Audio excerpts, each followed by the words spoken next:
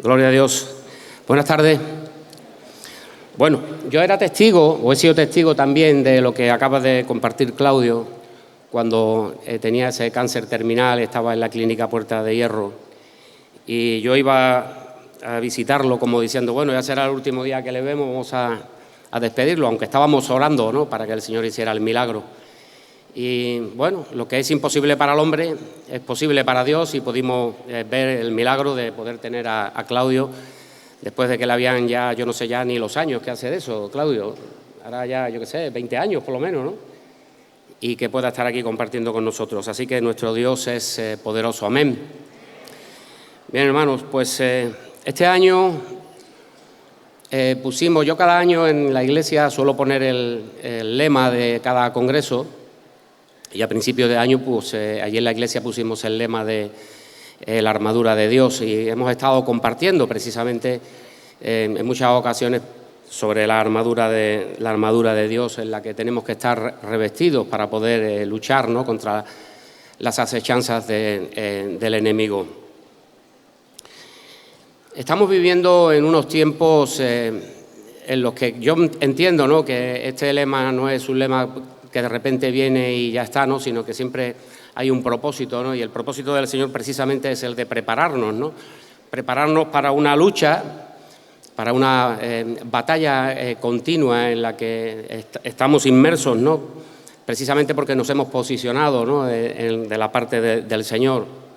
Y Él nos está preparando para esa lucha, ¿no?, para esa batalla. Podemos ver, como hemos estado escuchando los hermanos que han estado compartiendo, que nos han estado diciendo, ¿no?, pues la cantidad de guerras, terremotos, porque a veces escuchamos las guerras que están más próximas, ¿no?, la guerra de Ucrania, la reciente guerra de Israel con Palestina, pero en el mundo hay casi 60 guerras aproximadamente, creo que en este mismo momento, cosas que a veces nosotros no escuchamos, pero que están ahí y que nos parece que están muy lejanas, pero a veces están más cerca de lo que pensamos. No solamente las guerras naturales, ejércitos contra ejércitos, naciones contra naciones, sino que también las guerras personales que muchas veces nos toca vivir dentro del ámbito de la propia familia, dentro del ámbito de la propia iglesia, entre los lugares donde nosotros nos encontramos.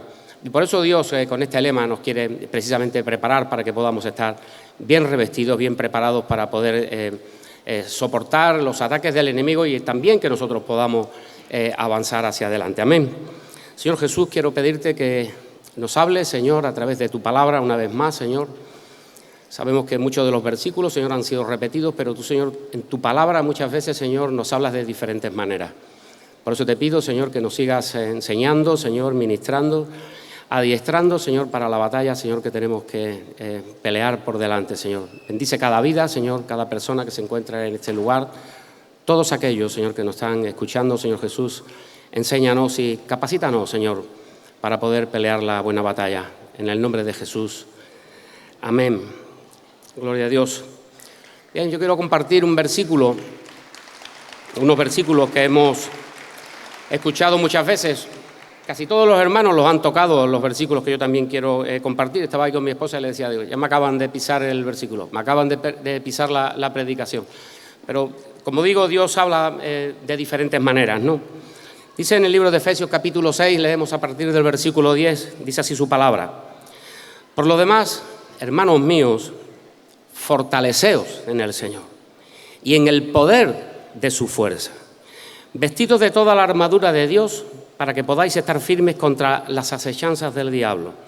Porque no tenemos lucha contra sangre y carne, sino contra principados, contra potestades, contra los gobernadores de las tinieblas de este siglo, contra huestes espirituales de maldad en las regiones celestes.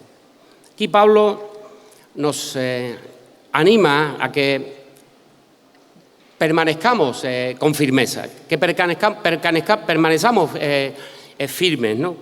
Y para que nosotros nos podamos mantener con firmeza ante las circunstancias de la vida, tenemos que estar fortalecidos. El débil no puede soportar pesos, no puede soportar dificultades porque está debilitado, no tiene capacidad, no tiene la fuerza suficiente, ¿no? Y la fortaleza que el Señor aquí nos quiere transmitir no es una fortaleza natural, no es la fuerza que vemos que tienen muchas personas que levantan mucho peso o que tienen, digamos, una buena capacidad ósea para soportar muchos pesos, ¿no? No está hablando tampoco de nuestra sabiduría ni de nuestro conocimiento o de las capacidades que nosotros podemos tener intelectuales o del conocimiento que hemos adquirido a través del tiempo. Uno de los dichos que hay dice, más sabe el diablo por viejo que por diablo. Y esto nos quiere hablar precisamente de la experiencia. Y muchas veces estamos desviados por la vida pasada que tenemos. Hemos vivido pues, muchas experiencias difíciles que nos han dado una forma de pensar, una manera de entender la vida y de las cosas que suceden a nuestro alrededor, pero que está viciada. Y el Señor nos quiere despojar de todo ese conocimiento personal o de toda esa sabiduría que nosotros hayamos podido adquirir a través del tiempo y del conocimiento que hemos sido capaces de albergar, ¿no? Y la fuerza o la fortaleza que el Señor quiere traer a nuestras vidas solamente viene de una manera, y es cuando nosotros delante de Él somos capaces de reconocer nuestra debilidad. Cuando nosotros reconocemos nuestra dependencia absoluta de Él, es cuando entonces podemos sentirnos fuertes. Cuando pensamos que somos fuertes sin depender de Él, en realidad no tenemos ninguna fortaleza. Y aquí entra en juego una cosa que se llama decisión. Cada persona tiene que tomar en un momento determinado de su vida una decisión. Y cada decisión que nosotros tomemos va a determinar nuestro futuro. Cada decisión que nosotros tomemos tiene diferentes consecuencias. La decisión de seguir a Cristo, como me gustaría o espero, ¿no?, que la mayoría de las personas que estamos aquí hayamos podido tomar, decir, yo quiero seguir a Cristo. ¿Cuántos dicen en esta tarde que quieren seguir a Cristo? Levanta tu mano si estás ahí y quieres ser seguidor de Cristo. Gloria a Jesús.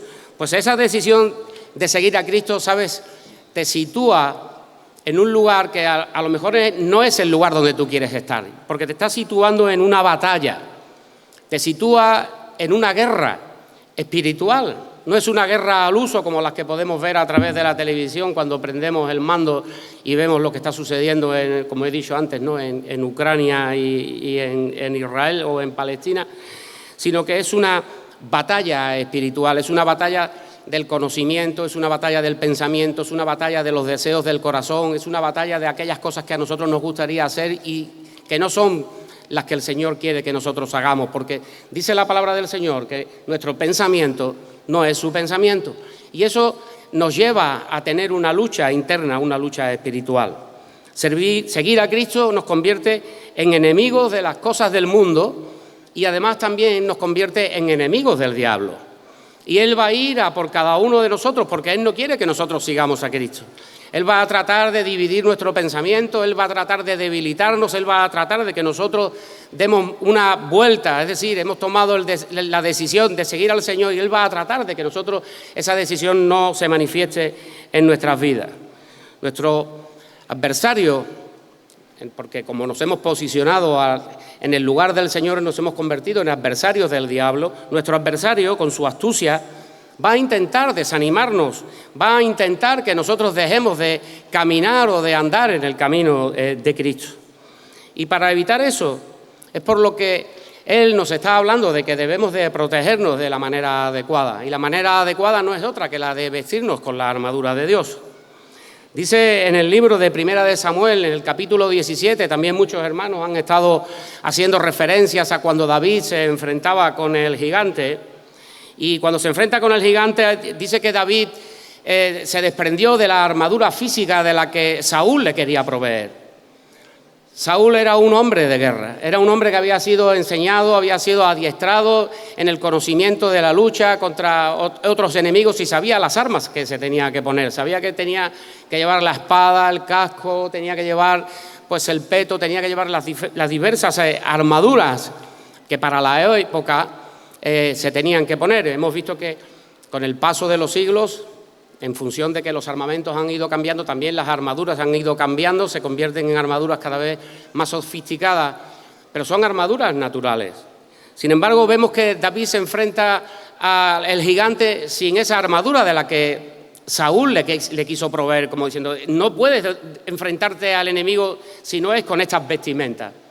Y sin embargo, David prescinde de ellas.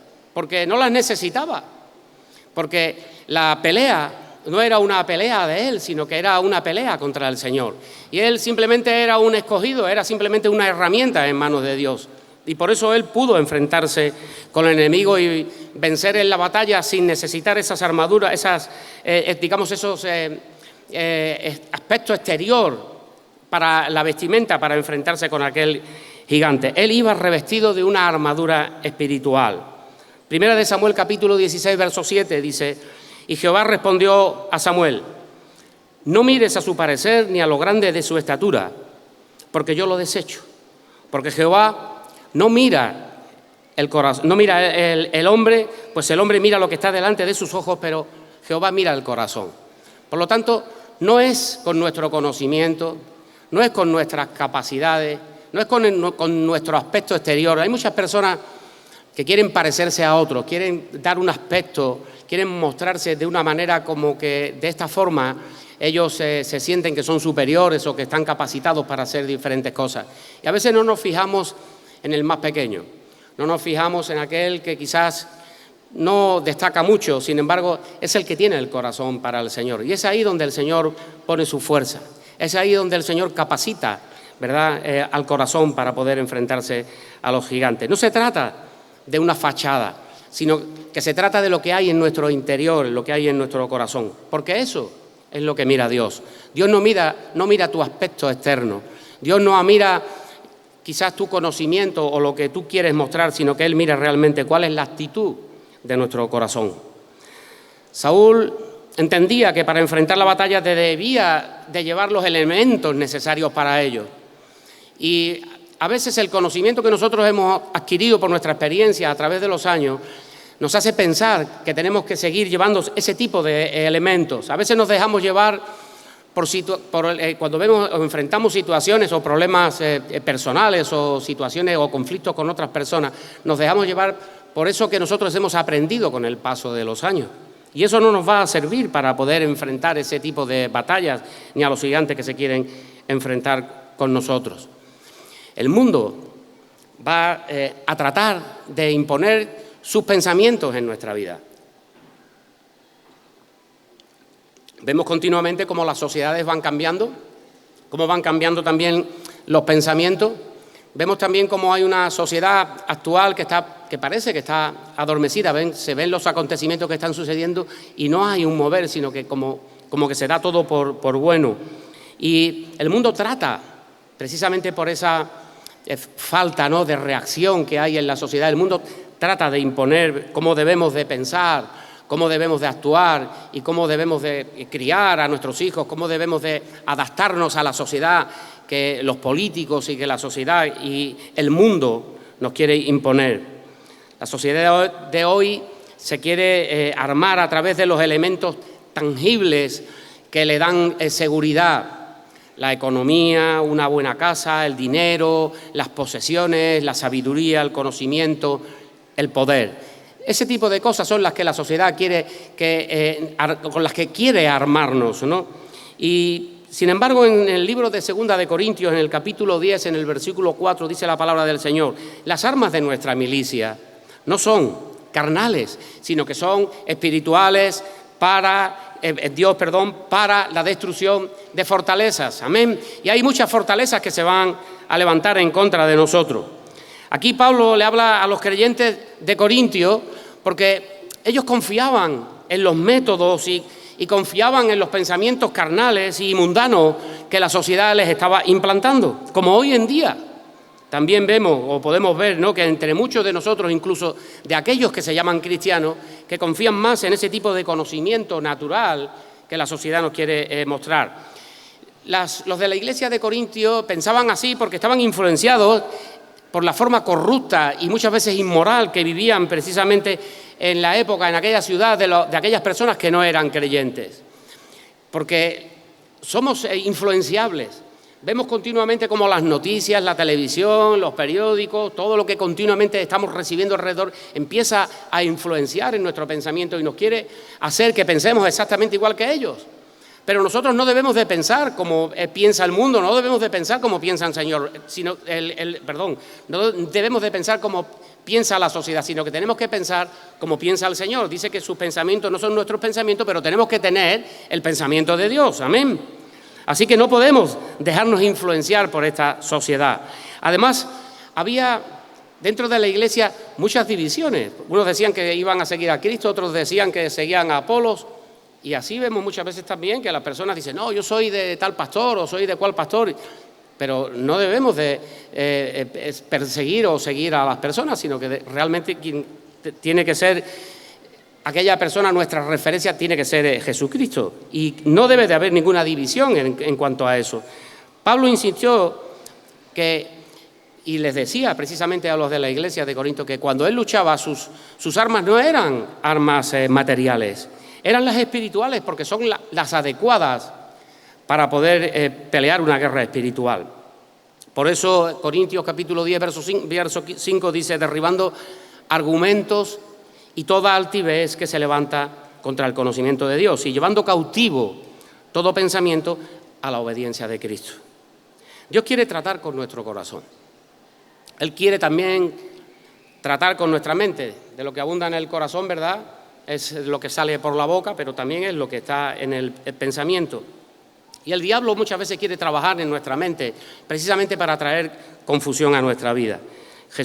Dios quiere tratar con nuestro corazón y con nuestra mente carnal, porque esa es la que se levanta contra el conocimiento de Dios. Jesús, por ejemplo, se apoyó en armas espirituales cuando luchó precisamente por nuestra salvación. Para luchar contra la forma carnal de pensar y de actuar, nuestros pensamientos tienen que estar cautivos. Y Jesús tenía un pensamiento cautivo en el Padre. Por eso dice en Filipenses, capítulo 2, versículos 6 al 8, dice, el cual siendo en forma de Dios, no estimó el ser igual a Dios como cosa a que aferrarse, sino que se despojó a sí mismo tomando forma de siervo, hecho semejante a los hombres, y estando en condición de hombre, se humilló a sí mismo, haciéndose obediente hasta la muerte y muerte de cruz. Así que la manera humana de luchar y de pelear las batallas es la dominación, la manipulación, ¿verdad?, de la mente. Y la manera espiritual de luchar es humillarse, es morir a uno mismo y dejar que Dios en nuestras vidas manifieste su poder. ¿Cuántos dicen amén? Gloria a Jesús. Humillaos, pues, bajo la poderosa mano de Dios, para que Él os resalte cuando fuere tiempo. Amén. Vamos a tener que enfrentar muchas batallas. Vamos a tener que enfrentar muchos gigantes en nuestra vida. Igual que David, igual que el ejército de Israel. ¿Y cómo nos vamos a enfrentar contra esos gigantes? ¿Vamos a ir en nuestro conocimiento? ¿Vamos a ir con nuestras astucias, con nuestras armas naturales? ¿O vamos a utilizar las armas espirituales del Señor con las que Él nos quiere proveer? Muchos hermanos han estado hablando de determinadas armas, nos han hablado de la coraza, nos han hablado de la espada, pero yo te quiero decir que la armadura espiritual no es algo externo, no es algo exterior, no es nuestra capacidad, nuestra fortaleza, no es lo que parecemos, es realmente lo que hay en nuestro interior, lo que hay en nuestro corazón. Y ahí es donde debemos de tener la vida de Dios. Y solo con esa armadura espiritual de Dios es de la única forma en la que nosotros no vamos a poder ser vencidos y podremos vencer al mundo. Amén. Así que vistámonos con la armadura espiritual de Dios para vencer el enemigo. Que Dios te bendiga.